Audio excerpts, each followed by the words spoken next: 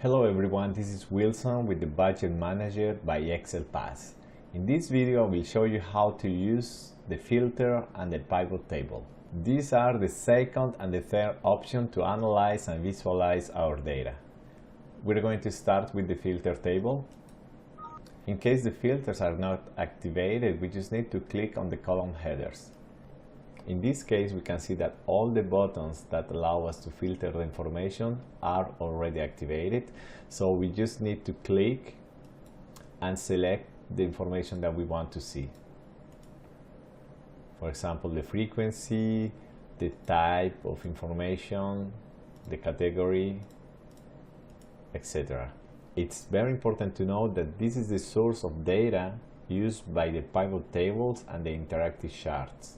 So that's why it has all the other sheets in this application. This one is also protected.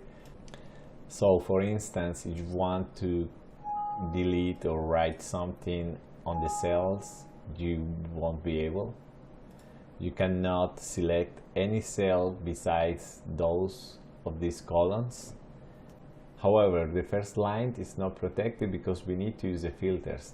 In case you write something in one of the headers, for example here, the application will get back the right title into the header. To finish, I would like to let you know that if you activate any filter in this table, it won't affect the charts or the pivot table. You can even activate all the filters that you want and go to the main menu without any problem.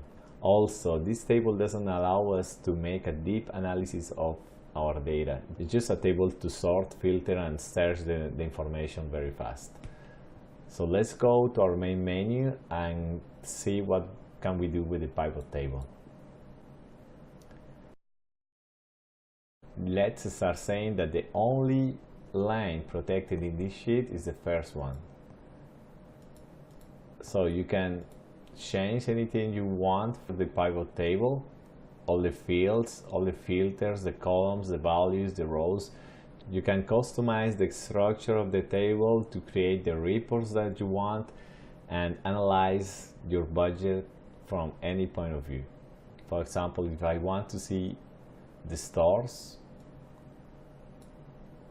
the accounts, if I don't want to see the incomes or just the frequency, I just want to see everything with a monthly frequency. If I don't want to see the accumulated results, etc. In case you want to get back to the pivot table defined by default, you just need to click here in this blue button. I can even remove all the fields. Click on the blue button and the application will recover the pivot table defined by default. So finally, I would like to say that if you like to create your own reports, you can use this tool.